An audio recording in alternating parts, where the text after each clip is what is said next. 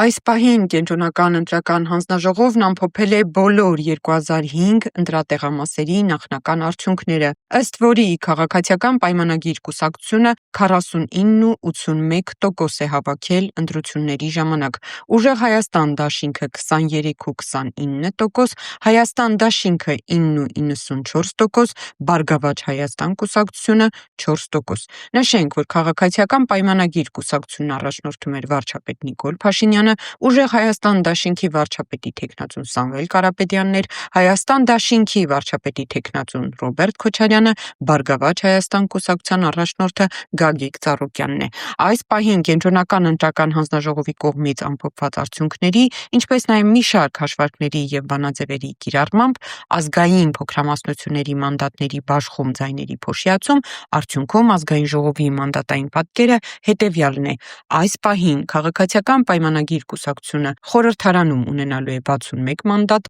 Ուժեղ Հայաստան դաշինքն ունենալու է 28 պատգամավորական մանդատ, Հայաստան դաշինքն ունենալու է 11 պատգամավորական մանդատ, իսկ Բարգավաճ Հայաստան կուսակցությունը 5 մանդատ։